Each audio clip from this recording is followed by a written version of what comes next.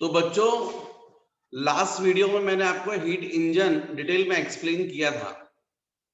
आज मुझे बहुत इंपॉर्टेंट टॉपिक, जनरली बच्चों ये आप लोग के एग्जाम में भी आता है, Carnot engine and Carnot cycle और इसकी एफिशिएंसी, ये डिस्कस करना है। ये कार्नोट इंजन क्या है? ये जो इंजन है, ऑन पेपर इंजन है, थ्योरेटिकल इंजन है, आइडियल इंजन है, इसकी एफिशिएंसी मैक्सिमम होती है जो प्रैक्टिकली पॉसिबल नहीं है। जब भी हम लोग थ्योरी पढ़ते हैं, कभी कभी आप लोगों ने देखा होगा कुछ मैकेनिक वगैरह, चाहे आप जो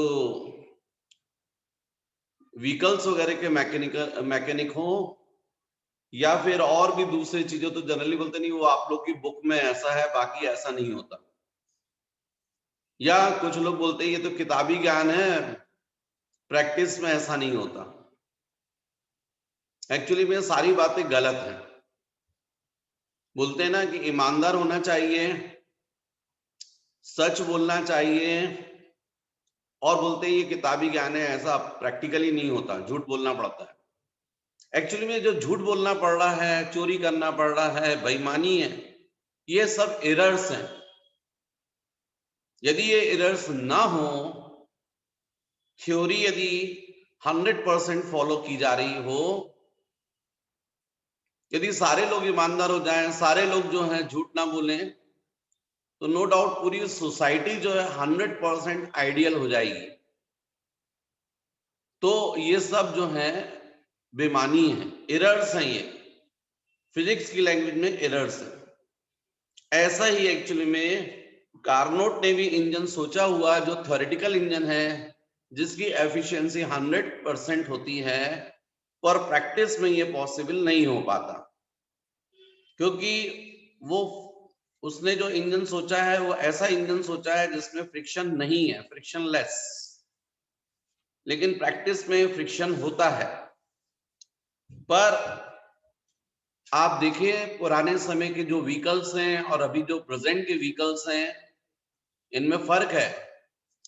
पुराने समय के जो व्हीकल्स हैं काफी हैवी होते थे, खुद का लोड भी उठाते थे, और उसके खुद का लोड उठाने की वजह से उनकी एफिशिएंसी डाउन हो जाती थी।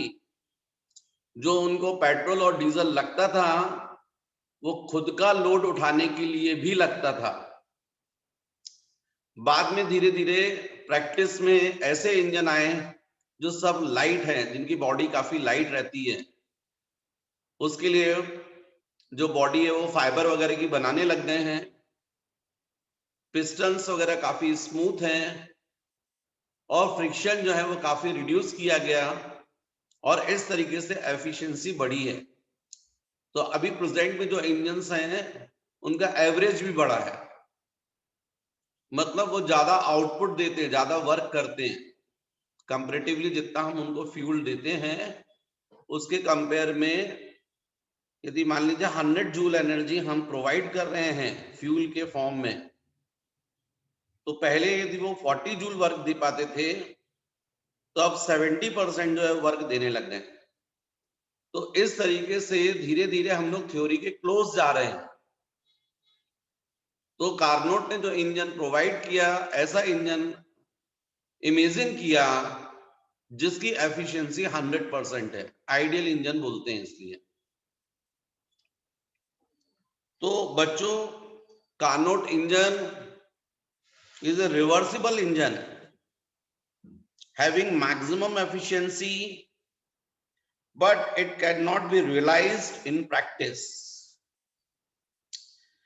And the parts of heat Carnot engine, main वही सब पार्ट है, सोर्स है, सिंक है, वर्किंग सब्सटेंस है। यहां भी सोर्स होता है, रिजर्वायर होता है, जिसकी इनफाइनाइट कैपेसिटी हो सकती है, थर्मल कैपेसिटी, हीट दे सकता है। High temperature T1, absolute temperature T1 लिया गया है। सिंक जो होता है वो लो टेम्परेचर पर होता है, उसका एब्सोल्यूट टेम्परेचर T2 होता है। सिलेंडर इमेजिंग किया गया है, स्मूथ पिस्टन इमेजिंग किया कार्नोट ने जो फ्रिक्शन लेस है। वर्किंग सब्सटेंस में आइडियल गैस ली गई है, ये आइडियल गैस नहीं होती है, उसने इमेजिन किया ideal gas as a working substance. इसके अलावा एक इंसुलेटिंग स्टैंड उसने इमेजिन किया, इंसुलेटिंग स्टैंड। तो बच्चों इस तरीके से मेन 5 पार्ट्स है, सोर्स है, सिंक है, सिलेंडर एंड पिस्टन है, इंसुलेटिंग बॉक्स है, इंसुलेटिंग स्टैंड जिसको बोल रहे हैं, और वर्किंग सब्सटेंस जो है वो आइडियल गैस है। अब ये जो कार्नोट इंजन है, इसको जो ऑपरेट किया जाता है, ये साइक्लिक प्रोसेस होता है एक्चुअली में। तो इसके 4 साइकिल्स होते हैं, 4 साइकिल्स मैंने गलत बोल दिया, 4 प्रोसेस होते हैं, और ऐसा करके 1 कंप्लीट साइकिल होता है जिसको अपन बोलते हैं कार्नोट साइकिल। तो Carnot cycle to obtain continuous work from Carnot engine, it is operated in a definite cyclic process. This cyclic process is called Carnot cycle. तो इस कार्नोट साइकिल के 4 ऑपरेशंस होते हैं। इनमें 4 ऑपरेशंस में फर्स्ट होता है बच्चों आइसोथर्मल एक्सपांशन, सेकंड होता है एडियाबैटिक एक्सपांशन, थर्ड होता है आइसोथर्मल कंप्रेशन, और फोर्थ होता है एडियाबैटिक कंप्रेशन। ऐसे 4 ऑपरेशन से 1 कंप्लीट साइकिल फॉर्म होता है। तो नेक्स्ट मुझे इसके बाद बताना चाहिए आपको एफिशिएंसी ऑफ कार्नोट इंजन। ये मैं आपको जो बोल रहा हूं कार्नोट ने जो ऑन पेपर जो इंजन इमेजिन किया है, उस पर सोर्स होता है रिजर्वायर जो high temperature absolute temperature T1 पर होता है, जिसको हम लोग बोल रहे हैं सोर्स। यहां पर इंसुलेटिंग स्टैंड,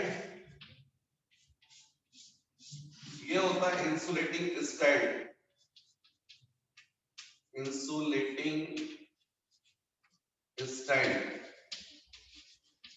और यहां होता है सिंक, जिसकी हीट कैपेसिटी इनफाइनाइट होती है, थर्मल कैपेसिटी इनफाइनाइट होती है, इसको इनफाइनाइट हीट दी जा सकती है। ये लो टेम्परेचर T2 पर होता है। तो ये हो गया सिंक। यहां पर बच्चों सिलेंडर पिस्टन,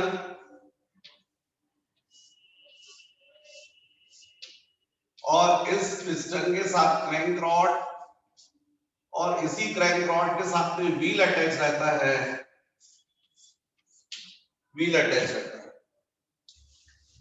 ये जो सिलेंडर है इसका बेस फुली कंडक्टर होता है, और साइड कंप्लीटली इंसुलेटर्स होती है, ताकि किसी भी टाइप का कोई हीट लॉस ना हो। तो ये जो वॉल्स है ये इंसुलेटर होती है, ये बेस फुली कंडक्टर होता है, ये बेस फुली कंडक्टर होता है। यहां पर सिलेंडर के अंदर वर्किंग सब्सटेंस दी जाती है आइडियल गैस।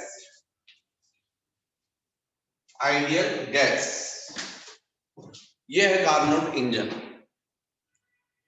कार्नोट इंजन में कार्नोट ने इमेजिन किया कि हम इस सिलेंडर पिस्टन को यहां से उठाकर सोर्स पर रखेंगे। जब सोर्स पर रख देंगे तो सोर्स पर ये जो टॉप है कवर, ये ओपन होगा, और यहां से हीट जो है वो इस बेस के थ्रू इसको मिलेगी आइडियल गैस को। ये सोर्स की हीट किसको मिलेगी? आइडियल गैस को। इसको हम उठाकर यहां रखेंगे और जब हम सिलेंडर पिस्टन को यहां रखेंगे तो हमको कोई वर्क नहीं करना पड़ेगा, किसी भी टाइप का कोई वर्क नहीं होगा, रिक्वायर्ड नहीं होगा। फिर सोर्स से हीट किसको मिलेगी? आइडियल गैस को। जब हीट मिलेगी तो निश्चित रूप से गैस का क्या होगा? एक्सपांशन होगा, पिस्टन ऊपर जाएगा, एकदम से तो जाएगा नहीं, हीट मिलेगी, गैस के जो मॉलिक्यूल्स हैं उनकी काइनेटिक एनर्जी बढ़ेगी, पिस्टन को धक्का देंगी, पिस्टन का अपना वेट है, इसलिए पिस्टन धीरे धीरे ऊपर जाना स्टार्ट करेगा। Slow process, slow expansion. अब स्लो एक्सपांशन का मतलब आइसोथर्मल एक्सपांशन, क्योंकि आप लोगों को मैंने बताया है slow process means isothermal process, slow expansion, isothermal expansion. तो ये जो पिस्टन है वो ऊपर जाएगा, जब पिस्टन ऊपर जाएगा तो उससे क्रैंक रॉड कनेक्ट है, ये क्रैंक रॉड इस व्हील को क्या करेगी? रोटेट करेगी। जैसे आपने स्विंग मशीन में देखा है, जो दर्जी होता है उसको फुट स्टैंड होता है, जब उसको वो पुश करता है, पुल करता है या इस तरीके से ऑपरेट करता है तो उसके साथ में एक रॉड कनेक्ट रहती है जिसको बोलते हैं क्रैंक रॉड। वो क्रैंक रॉड एक व्हील को रोटेट करती है और उसी व्हील के ऊपर से एक रबर बेल्ट पास होता है जो स्विंग मशीन में जो व्हील है उसके ऊपर से पास होता है और ऊपर वाले व्हील को रोटेट करता है। उसके कारण वो जो स्विंग मशीन है वो चलती है। तो वो जो नीचे फुट स्टैंड है, जब उसको टेलर दर्जी ऑपरेट करता है, ऑसिलेट करवाता है, तो उससे एक रॉड कनेक्ट रहती है जो व्हील को रोटेट करती है, उसको बोलते हैं क्रैंक रॉड। ऐसा ही इंजन में भी होता है, ये क्रैंक रॉड है जो व्हील को रोटेट कर रही है। मतलब जो सोर्स की हीट यहां मिली आइडियल गैस को, तो गैस के एक्सपांशन की वजह से ये हीट एनर्जी कन्वर्ट हुई है मैकेनिकल वर्क में, क्योंकि व्हील को रोटेट करने लगे, एक्सपांशन होने लगा। जब धीरे धीरे धीरे धीरे धीरे ये पिस्टन ऊपर जाने लगा तो हमने उठाकर इसको स्टैंड पिस्टन को, सिलेंडर पिस्टन को कहां रख दिया? इंसुलेटिंग बॉक्स पर। अच्छा, ये इंसुलेटिंग बॉक्स कहां होता है? सोर्स और सिंक के बीच में, ताकि सोर्स की डायरेक्ट हीट सिंक को ना मिले। और जब यहां रख दिया तब तक पिस्टन स्पीड पकड़ चुका है, अब हीट तो मिल नहीं रही है क्योंकि आपने इंसुलेटिंग स्टैंड पर रख दिया है, हीट में कोई चेंज नहीं हो रहा है और पिस्टन फास्ट हो गया है, अपवर्ड जा रहा है। Fast expansion, fast expansion means adiabatic expansion. तो पहले स्लो एक्सपांशन था, जब स्पीड पकड़ लिया तो हमने इंसुलेटिंग स्टैंड पर रख दिया, तो हीट भी एक्सचेंज नहीं हो रही। जब हीट एक्सचेंज नहीं होती तो कौन सी प्रोसेस? Adiabatic process. पिस्टन कैसा जाने लगा? फास्ट। फास्ट का मतलब एडियाबैटिक एक्सपांशन। और इस तरीके से हीट एनर्जी का कन्वर्शन किसमें हो गया? मैकेनिकल वर्क में। अब उसके बाद जितनी एनर्जी मिलनी थी, जितनी हीट एनर्जी को मैकेनिकल वर्क में कन्वर्ट होना था, हो गई। अब उठाकर हमने इसको, सिलेंडर पिस्टन को कहां रख दिया? सिंक पर। और जब हमने सिंक पर रखा तो हमको कोई वर्क नहीं करना पड़ा। ऐसा कार्नोट ने इमेजिन किया। जब सिंक के ऊपर रखा तो निश्चित रूप से सिंक किस पर है? लो टेम्परेचर पर है। अंदर जितनी हीट होगी, बची हुई हीट, क्योंकि जितनी थी कन्वर्ट हो गई मैकेनिकल वर्क में, और बची हुई जो हीट है वो किसको मिल गई? सिंक को। सिंक को हीट मिल रही है मतलब मॉलिक्यूल्स क्लोज आएंगे, कॉम्प्रेशन है। किसकी वजह से है? एक तो व्हील रोटेट कर गया, जो यहाँ व्हील है उसमें यहाँ क्रैंक रॉड जो थी वो रोटेट करके यहां पर आ गई। यार, तो जो अभी तक पिस्टन ऐसा जा रहा था, वही पिस्टन जब यहां हुआ तो अब इस व्हील की वजह से कंप्रेशन होगा, मतलब पिस्टन कहां जाएगा, डाउनवर्ड।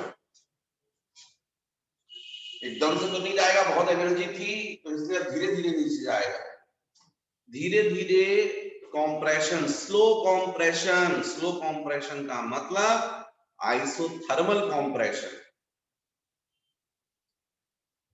फिर ये स्लो जा रहा था पिस्टन, धीरे धीरे स्लोली स्पीड पकड़ना चालू कर गया,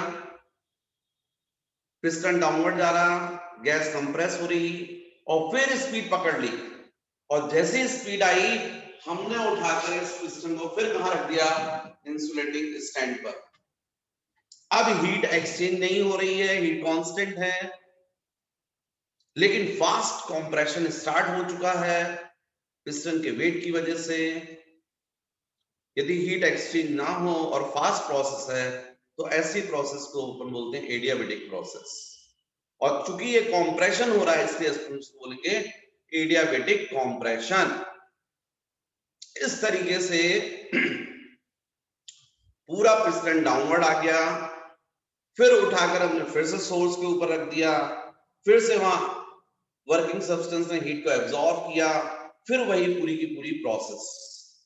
तो इस तरीके से बच्चों 4 ऑपरेशंस होते हैं, उसमें से फर्स्ट स्लो एक्सपांशन मतलब आइसोथर्मल एक्सपांशन, फिर सेकंड फास्ट एक्सपांशन मतलब एडियाबेटिक एक्सपांशन, फिर थर्ड स्लो कंप्रेशन मतलब आइसोथर्मल कंप्रेशन, और फिर फास्ट कंप्रेशन मतलब एडियाबेटिक कंप्रेशन। तो इस तरीके से कार्नोट साइकिल जो होते हैं उसके 4 ऑपरेशंस होते हैं, और इसलिए यदि हम इसमें इंडिकेटर डायग्राम या ग्राफ ड्रॉ करें तो ये पूरा साइक्लिक प्रोसेस होगा। तो इसमें बच्चों जो ग्राफ डेवलप होता है वो किस तरीके से होगा, तो यदि हम यहाँ पर प्रेशर और ये वॉल्यूम इनके बीच में ग्राफ ड्रॉ करें तो यहां पर मान लीजिए जो आइडियल गैस थी उसकी अपनी एनर्जी थी और यहां से उसको हीट मिलना स्टार्ट हुई है। तो पहले स्लो एक्सपांशन, एक्सपांशन का मतलब क्या हुआ, वॉल्यूम इंक्रीज हो रहा है। ग्राफ कहां से कहां जाएगा, AB।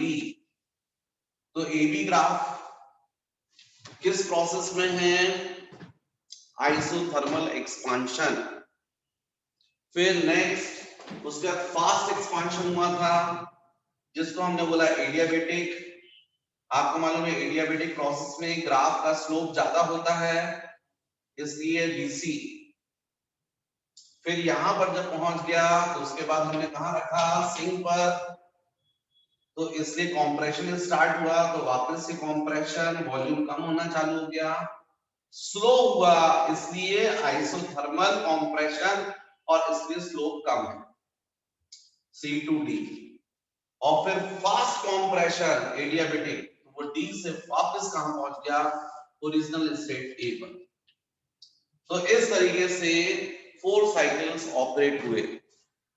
इसमें से AB जो है वो आइसोथर्मल एक्सपांशन शो कर रहा है, BC adiabatic expansion, CD isothermal compression और DA एडियाबेटिक कंप्रेशन। अब बच्चों हमको नेक्स्ट देखना चाहिए एफिशिएंसी ऑफ कार्नोट इंजन। तो एफिशिएंसी हम लोग देख सकते हैं, एफिशिएंसी के लिए मुझे इन्हीं 4 ऑपरेशंस की हेल्प लेनी पड़ेगी। ये वॉल्यूम एक्सिस है, वॉल्यूम एक्सिस। अब यहां पर जब A पर था तो A की करस्पॉन्डिंग गैस का प्रेशर P1, इसके A की करस्पॉन्डिंग वॉल्यूम V1 और A की corresponding temperature T1। No doubt AB graph isothermal expansion है, मतलब टेम्परेचर चेंज नहीं होगा। हालांकि प्रेशर फर्क आ गया है, प्रेशर में कमी हुई है, तो प्रेशर P2, वॉल्यूम V2 लेकिन टेम्परेचर T1 ही रहेगा क्योंकि आइसोथर्मल है, टेम्परेचर चेंज नहीं होगा।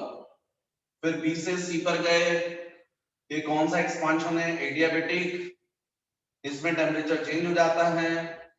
नो डाउट प्रेशर पर भी फर्क पड़ा है P3, वॉल्यूम पर भी फर्क पड़ा है V3, इंक्रीज हुआ, एक्सपांशन है इसलिए इंक्रीज हुआ। टेम्परेचर T1 से कितना हो गया? T2। फिर C से D, आइसोथर्मल कंप्रेशन, और आप देख रहे हैं प्रेशर इंक्रीज हो गया, तो यहां पर प्रेशर P4, वॉल्यूम V4, लेकिन टेम्परेचर सेम मेंटेन रहेगा T2, क्योंकि कौन सा कंप्रेशन है? आइसोथर्मल, आइसोथर्मल प्रोसेस में टेम्परेचर चेंज नहीं होगा। फिर D से वापस A पर, तो प्रेशर P1, वॉल्यूम V1 और टेम्परेचर T1। आपको मैंने समझाया था पहले भी, साइक्लिक प्रोसेस में जो वर्क डन है वो हमेशा जो पीवी ग्राफ होता है उसका इनक्लोज एरिया होता है। ये जो area A B C D A है ये शो करेगा वर्क डन। तो बच्चों थोड़ा सा अपन देखते हैं फर्स्ट, क्योंकि मुझे अब नेक्स्ट बताना है एफिशिएंसी ऑफ कार्नोट इंजन। तो एफिशिएंसी के लिए मुझे सारे प्रोसेस पर कितना वर्क है सेपरेट सेपरेट देखना पड़ेगा और फिर नेटवर्क निकालना पड़ेगा, क्योंकि हम लोग मान लो एफिशिएंसी इक्वल टू क्या होता है? Net work, total work upon, या एफिशिएंसी इक्वल टू हमेशा होता है आउटपुट अपॉन इनपुट। आउटपुट क्या है यहाँ पर? हीट एनर्जी का कन्वर्शन मैकेनिकल वर्क में। मैकेनिकल वर्क में कितना कन्वर्शन होगा? जितना नेट वर्क होगा, टोटल वर्क। और इनपुट का मतलब जितनी हीट उसने एब्सॉर्ब की हीट इंजन ने। तो अपन पहले देखते हैं first isothermal expansion. Isothermal expansion, isothermal expansion का मतलब AB ग्राफ और AB कर्व। यहां पर ग्राफ पर AB कर्व, यहां पर इसी कंडीशन में हीट एब्सॉर्ब की है वर्किंग सब्सटेंस ने, जिसको हम लोग Q1 भी बोल सकते हैं, और यही वर्क में कन्वर्ट हुई W1। और मैंने आपको पूरा डिराइव करवाया था work done in isothermal process, तो वही होगा integration P into of dV from V1 to V2। और जैसा आपने वहां डिराइव किया था आइसोथर्मल प्रोसेस में, P की वैल्यू आपने रखी थी PV is equal to RT की हेल्प लेकर, P is equal to RT by V। तो वैसा ही यहां पर होगा W1 is equal to integration RT upon V। T कौन सा? T1 into dV और change in volume from V1 to V2।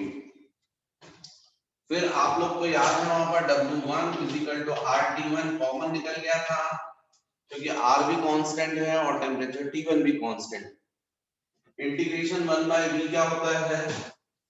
log V base E from V1 to V2।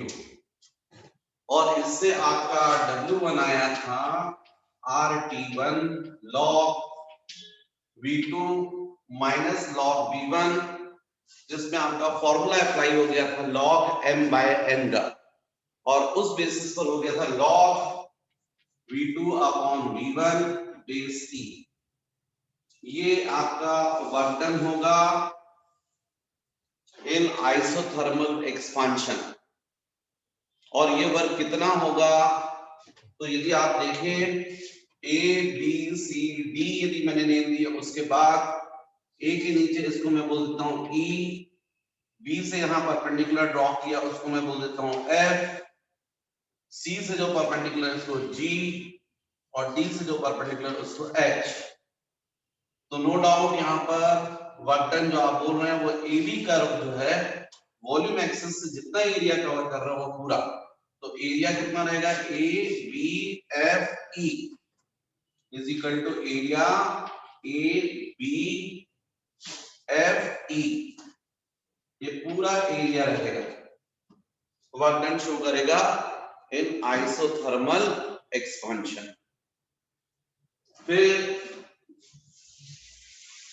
Next की अपन बात करें तो सेकंड हो जाएगा आपका एडियाबेटिक एक्सपांशन। इसका मतलब कौन सा ग्राफ, बीसी का बीसी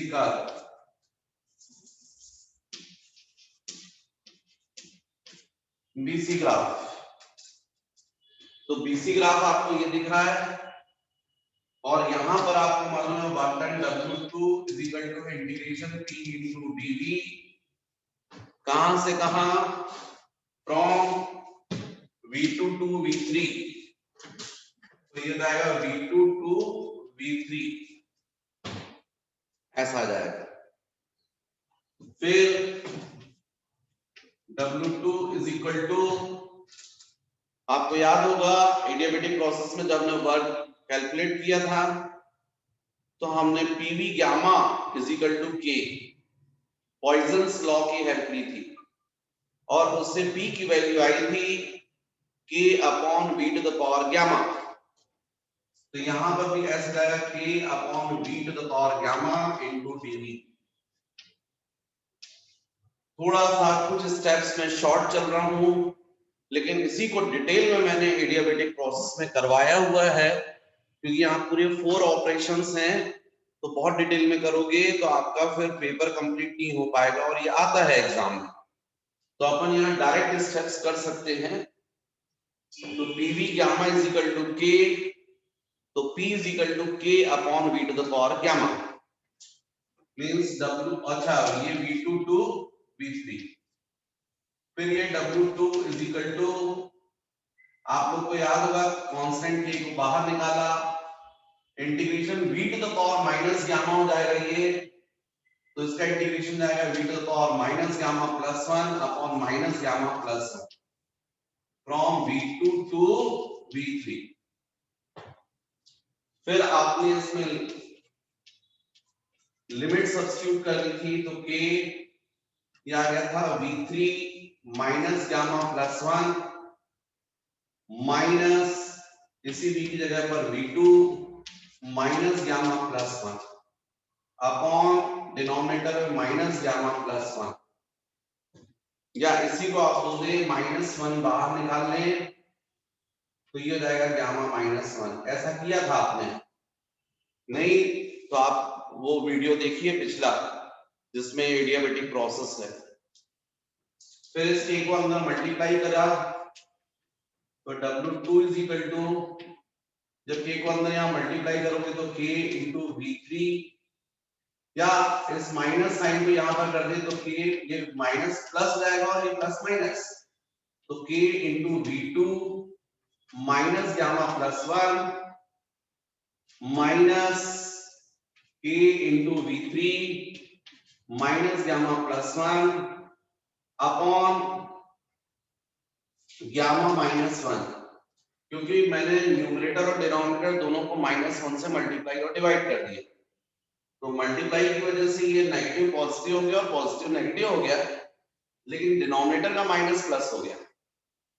यहां वैल्यू रख दी है k की वैल्यू, तो आपको पता है W2 इज इक्वल टू, यहां पर आप k की वैल्यू कौन सी सब्स्टिट्यूट करेंगे, P2 V2 gamma, P2 V2 gamma, और ऑलरेडी V2 क्या है माइनस गामा प्लस 1 है, तो वो भी लिख दिया। फिर नेक्स्ट यदि हम बात करें, देखो बोर्ड कम पढ़ने लग गया ना, माइनस इस k की वैल्यू क्या रखोगे, P3 V3 गामा, लेकिन ऑलरेडी यहां पर क्या है V3 minus gamma plus 1 divided by gamma minus 1। अब W2 इज इक्वल टू, यहां पर देखो क्या हो गया, P2 V2, क्योंकि जब बेस से में तो पावर फैक्ट करोगे ना, तो गामा माइनस गामा प्लस 1, तो गामा और माइनस गामा कैंसिल हो जाएंगे। ऐसे यहां पर हो जाएगा minus P3 V3 divided by gamma minus 1।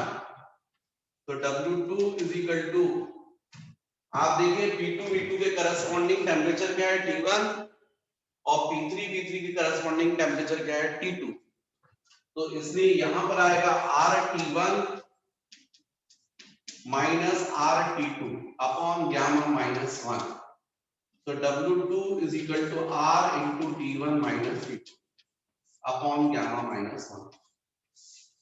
ये वर्क डन आया इन एडियाबेटिक एक्सपांशन। बिल्कुल ऐसा ही मैंने डिराइव करवाया था आपको एडियाबेटिक प्रोसेस में। अब ये जो एक्सपांशन है इसमें वर्क डन बोलोगे तो ये पूरा, ये पीवी ग्राफ जो है इसका वॉल्यूम एक्सिस के साथ में जितना एरिया कवर हो रहा है, ये एरिया कितना दिख रहा है, बी सी जी एफ। तो is equal to, work done is equal to area B C G F, ये एरिया शो करेगा। तो बच्चों ये हमने सेकंड जो प्रोसेस है एडियाबेटिक एक्सपांशन में देखा। अब थर्ड में अपन डेराइव नहीं करेंगे, डायरेक्ट लिखेंगे, इसके एक बार कर चुके हैं। ये इसलिए करना पड़ेगा कि आपको यदि कार्बोनेट इंजन आया तो आप डायरेक्ट तो नहीं लिख सकते ना। हालांकि यदि मुझे तो ऐसा लगता है कि इतना बड़ा है तो डायरेक्ट में टीचर्स को मानना चाहिए, और मानते नहीं है वो। तो कम से कम एक बार डेराइव कर दो यहाँ पर, एक बार एडियाबेटिक एक्सपांशन में। अब कॉम्प्रेशन में अपन ड्राइव नहीं करेंगे। तो अब अपन थर्ड प्रोसेस देखेंगे, आइसोथर्मल कॉम्प्रेशन। पर कुछ बच्चे हैं जो दूर के हैं, जो बाहर से मुझसे पढ़ रहे हैं, मैं देख रहा हूं एक्चुअली में जो आप लोग का वॉच टाइम देखता हूं, कितने बच्चे इसको देख रहे हैं मुझे पता चलता है। बहुत सारे बच्चे बाहर से पढ़ रहे हैं, तो उनको नोट्स बनाने होते हैं, इसलिए मैं थोड़ा सा साइड से हट जाता हूं ताकि उनको पूरा बोर्ड दिखे। वीडियो को पॉज करके वो नोट्स बनाना चाहते हैं तो बना लें, ठीक है। फिर आगे कंटिन्यू करता हूं। तो अभी आपको पूरा बोर्ड दिख रहा है। यदि आप नोट्स बनाना चाहते हैं तो वीडियो को पॉज करके आप कर लेंगे नोट कर।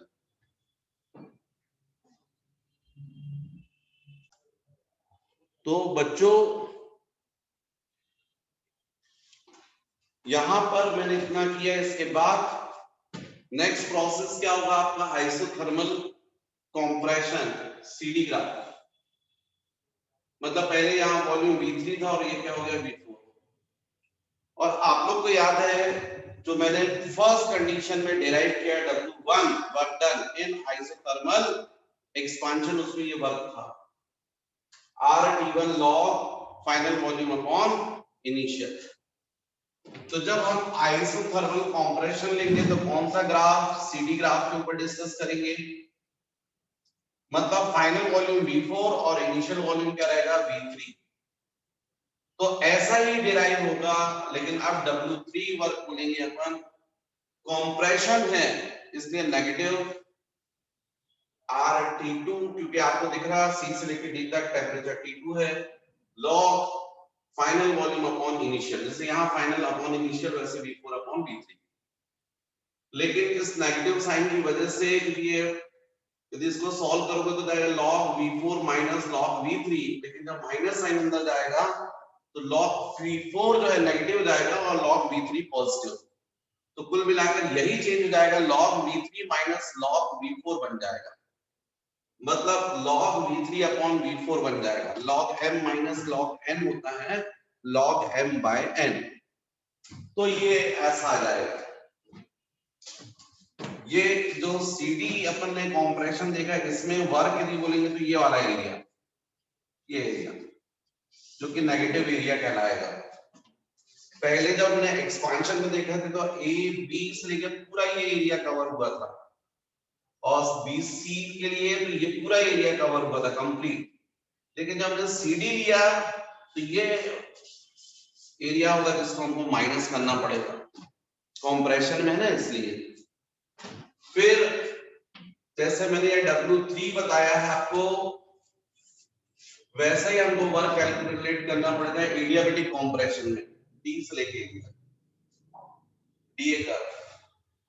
तो क्या होगा, जैसे हमने यहाँ ड्राइव किया था एडियाबेटिक एक्सपांशन में, W is equal to R into T1 minus T2 upon gamma minus 1, वैसा ही यहाँ भी आएगा, W4 is equal to R initial temperature minus final, क्योंकि इनिशियल देखो T1 माइनस T2 है तो यहाँ भी आएगा।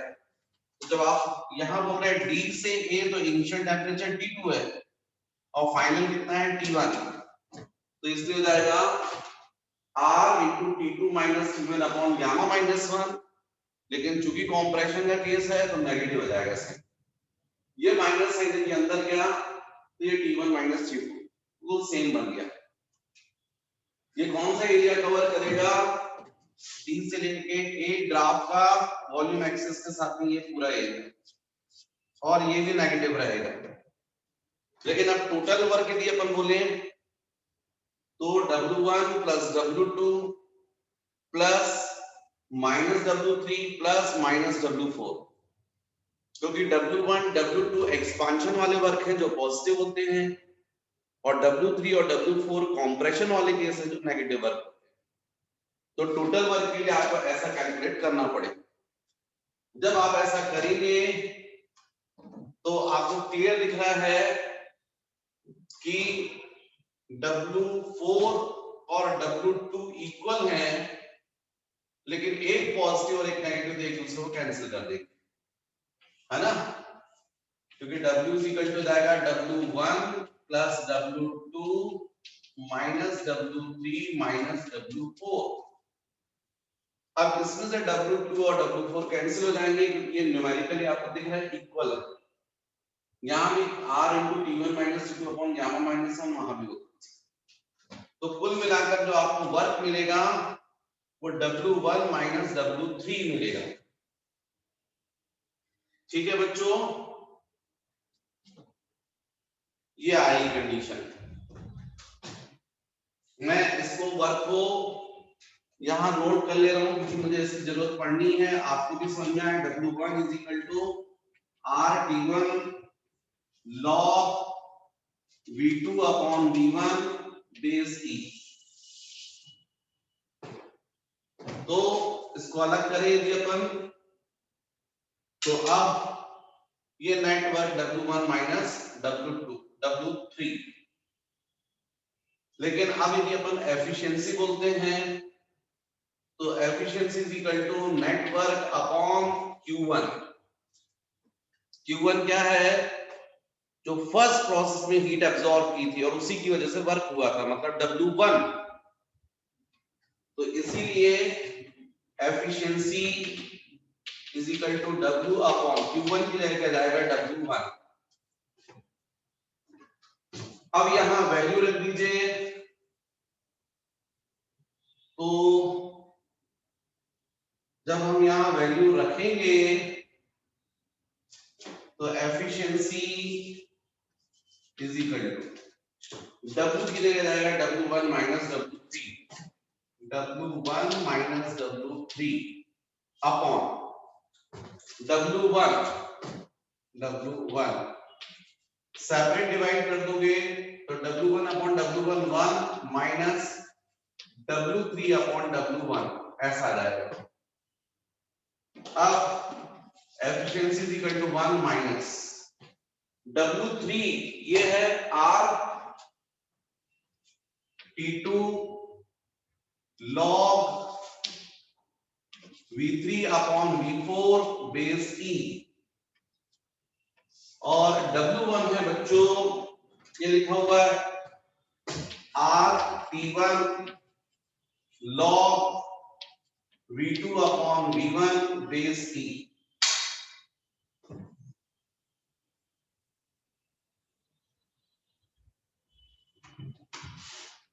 तो ये स्टेप आई। जिसमें आर कैंसिल हो गया, efficiency equal to 1 minus T2 upon T1 into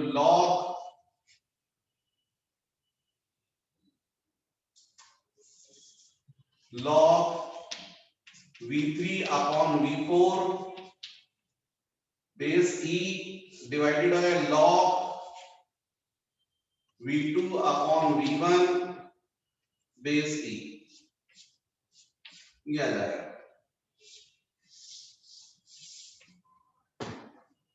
अब आप देखें, ये जो B पॉइंट था और C था, ये दोनों एडियाबेटिक प्रोसेस के पॉइंट्स हैं, एडियाबेटिक एक्सपांशन। और जब मैंने आपको एडियाबेटिक प्रोसेस पढ़ाया था तो पॉइजन्स लॉ बताया था, PV gamma is equal to K. लेकिन एक और आपको फॉर्म बताया था टेम्परेचर और वॉल्यूम के फॉर्म में, और मैंने बोला था उसकी जरूरत पड़ेगी। वो था T into V to the power gamma minus 1 is equal to constant. तो यहां पर देखिए बी पॉइंट पर टेम्परेचर T1 और इसके करस्पॉन्डिंग वॉल्यूम देखिए V2 power gamma minus 1 by T into V to the power gamma minus 1 is equal to constant। तो इसकी वैल्यू जितनी B पॉइंट पर होगी उतनी यहां भी होगी, और यहां टेम्परेचर कितना है T2 है, और यहां वॉल्यूम कितना है V3, तो ये हो जाएगा V3 गामा माइनस 1। इसका मतलब T1 upon T2 is equal to V3 upon V2 power gamma minus 1। एक ये रिलेशन मिला। ये मैंने कहां बात की, एट B एंड C,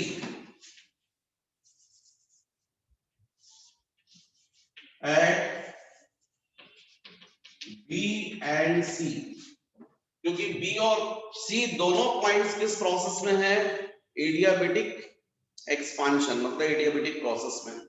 और एडियाबेटिक प्रोसेस में पॉइजन्स लॉ कांस्टेंट होता है, पॉइजन्स लॉ। और पॉइजन्स लॉ क्या था, PV gamma is equal to K को भी पॉइजन्स लॉ बोलते हैं, और टीवी गामा माइनस 1 को भी इज इक्वल टू कांस्टेंट को भी बोलते हैं। जैसा मैंने यहां डिस्कस किया बी और सी पर, वैसा डी और ए पर भी होगा, क्योंकि ये भी एडियाबेटिक प्रोसेस में है। बस फर्क ये एडियाबेटिक एक्सपांशन है और ये एडियाबेटिक कंप्रेशन है। तो हम बोलेंगे at D and A, at D and A. तो डी के करस्पॉन्डिंग टेम्परेचर देखो T2, वॉल्यूम देखो V4 power gamma minus 1 is equal to, एक की करस्पॉन्डिंग टेम्परेचर देखो T1, volume V1 gamma minus 1। अब T1 बाय T2 की वैल्यू निकालो तो V4 upon V1 power gamma minus 1 is equal to T1 upon T2। तो जो वैल्यू मैंने यहां निकाली है T1 बाय T2 की, ऐसी वैल्यू मैंने यहां भी निकाली है T1 बाय T2 की। अब चूंकि ये दोनों वैल्यू T1 बाय T2 की हैं, तो इसका मतलब राइट हैंड साइड ये जो है ये भी आपस में इक्वल होंगे। तो ये क्या दिख रहा है आपको, देयरफॉर इसको मैं बोल सकता हूं बच्चों 1, इक्वेशन 1, इसको 2 और इसको 3। तो यहां मैं लिख सकता हूं बाय 2 एंड 3 सेकंड और थर्ड इक्वेशन से V3 upon V2 power gamma minus 1 is equal to V4 upon V1 power gamma minus 1।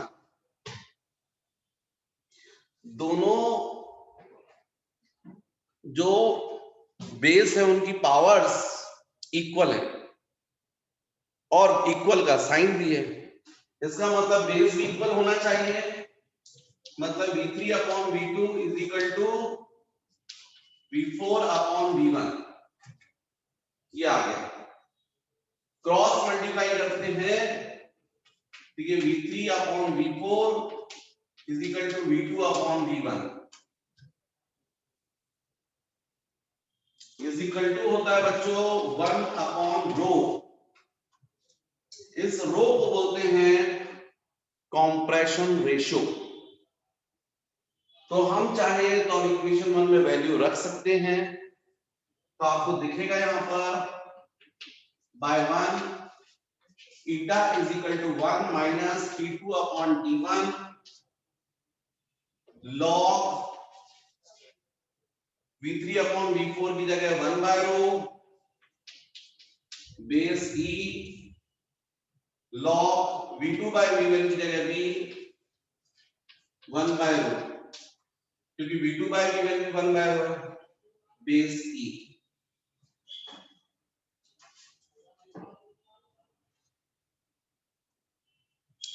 अब ये दोनों कैंसिल हो जाएंगे, तो कुल मिलाकर हमको मिला ईटा इज इक्वल टू, जो हमको कार्नोट इंजन की भी एफिशिएंसी का फॉर्मूला मिला, वो फॉर्मूला है eta is equal to 1 minus T2 by T1।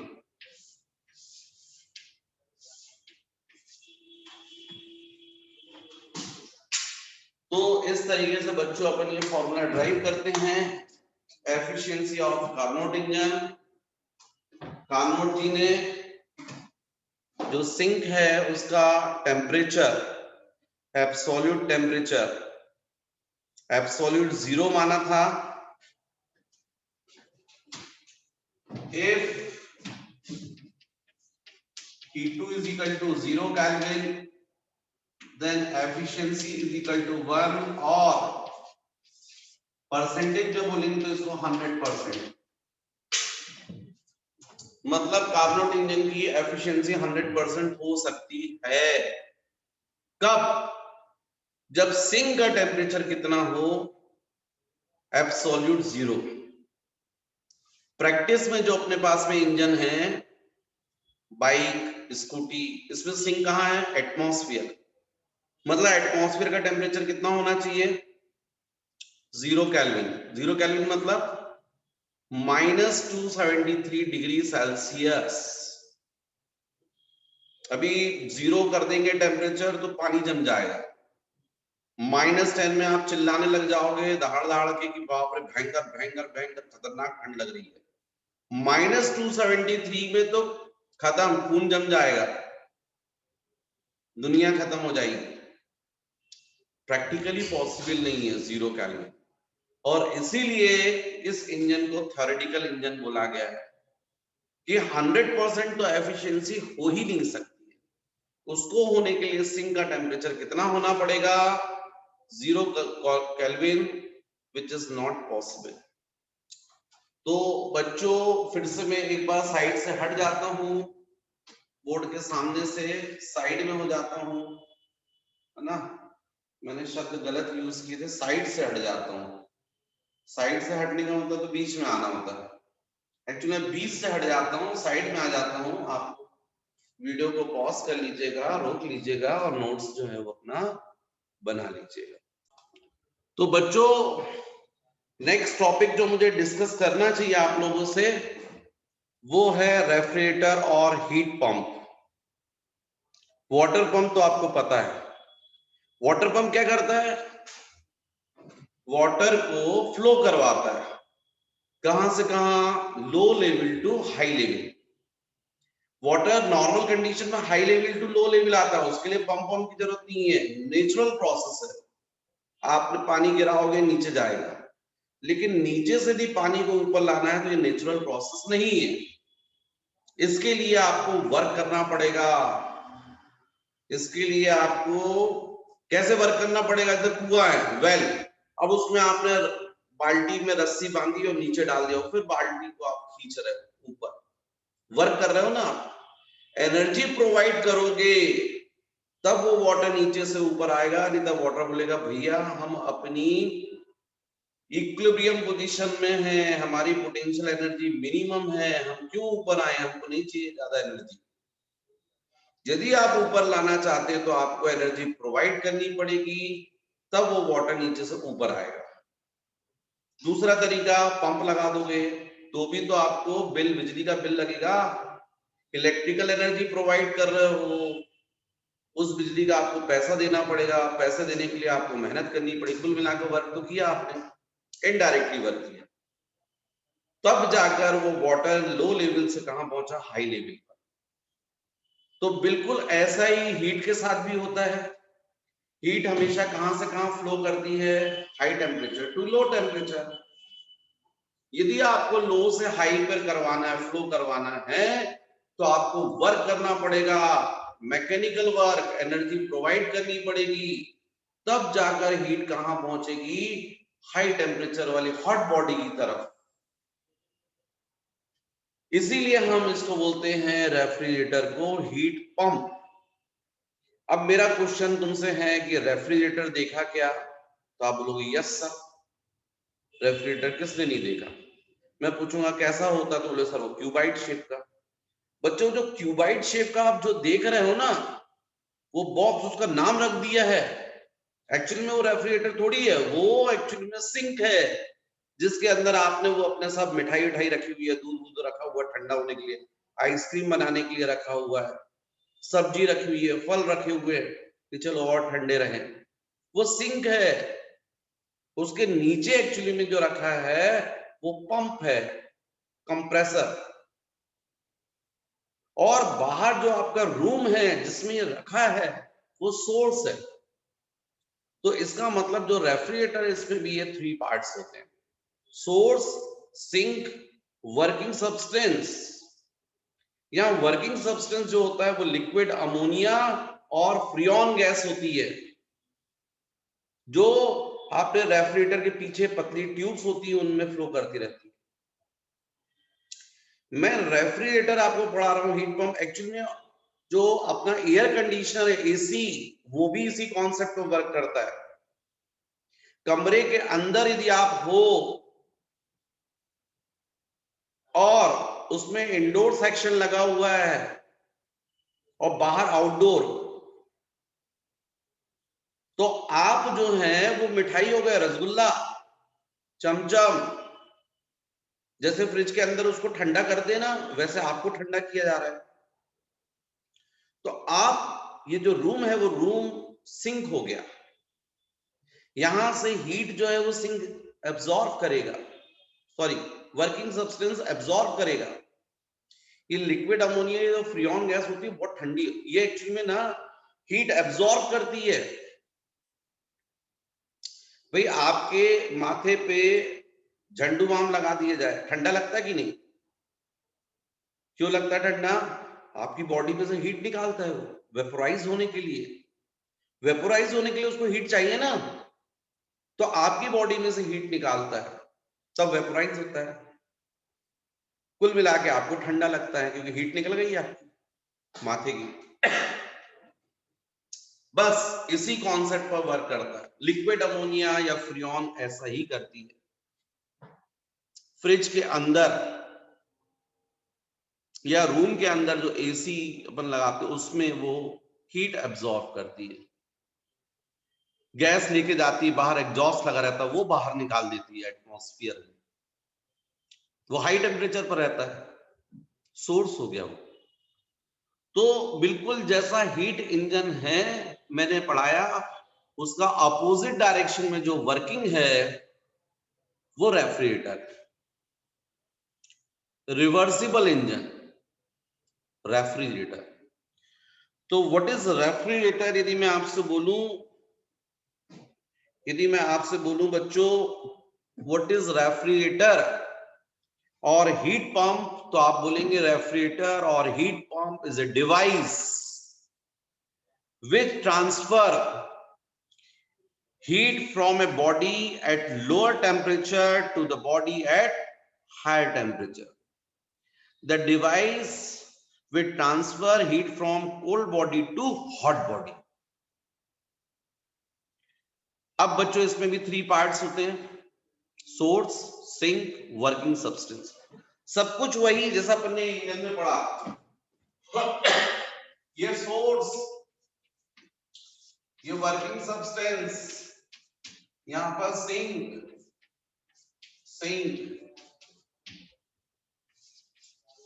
समझ रहे हैं ना? मेरे पास कुछ स्टूडेंट बैठे हुए हैं ऑनलाइन पढ़ रहे हैं, उनमें से कुछ को मैं रसगुल्ला बोलता हूँ, कुछ को चमचम बोलता हूँ, वही वहां से हीट निकल रही है, ये सिंक लो टेम्परेचर पर, सोर्स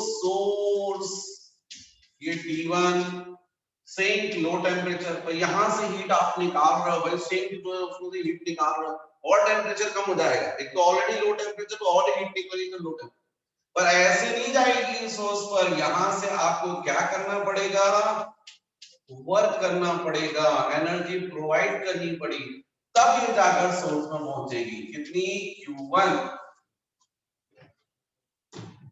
मतलब जो Q2 हीट थी जो आपने सिंक से एब्सॉर्ब करी, वर्किंग, यहाँ पर लिक्विड अमोनिया या फ्रियोन गैस है, वर्किंग सब्सटेंस क्या है बच्चों, फ्रियोन गैस, इसने सिंक से हीट एब्सॉर्ब की, कितनी की Q2, इसको कहां पहुंचाना, सोर्स को, तो यहां से वर्क हुआ W, तो ये एनर्जी भी आ गई, तब जाकर सिंक को मिली है Q1 हीट। तो कितना वर्क करना पड़ा, W equal to Q1 minus Q2, कितना वर्क करना पड़ा, इंजन में अपन बोलते हैं एफिशिएंसी, रेफ्रिजरेटर में अपन बोलते हैं coefficient of performance of refrigerator, coefficient of performance of refrigerator. और बच्चों ये होता है, बीटा से डिनोट करते हैं, ये होता है Q2 by W, the ratio of heat energy absorbed by a working substance from sink to the work done on it is called coefficient of performance of refrigerator। जितनी यहां से हीट एब्सॉर्ब की उसको यहां पहुंचाने के लिए हमको उस रेशियो में कितना वर्क करना पड़ा, दो रेफ्रिजरेटर हैं, दोनों Q2 हीट एब्सॉर्ब कर रहे हैं और सोर्स तक पहुंचाने के लिए एक को कम वर्क करना पड़ रहा और एक को ज्यादा वर्क करना पड़ रहा, जिसको कम वर्क करना पड़ रहा वो अच्छा रेफ्रिजरेटर। तो ये होता है coefficient of performance of refrigerator, coefficient of performance of refrigerator. बच्चों देख लेना, स्पेलिंग मिस्टेक हो सकती है, बीटा इज इक्वल टू, कई लोग बोलेंगे स्पेलिंग मिस्टेक हो गई तो सर को पढ़ाते नहीं बनता, गधे हो, अरे इसमें गलती हो सकती है, कॉन्सेप्ट में कहां से गलती हो जाएगी, Q2 अपॉन, तुम बस उसी अंग्रेजी में फंसे रहना और यहां फिजिक्स निपटी जा रही है, Q2 अपॉन W मतलब Q1 माइनस Q2, तो beta is equal to 1 upon Q1 minus Q2 upon Q2,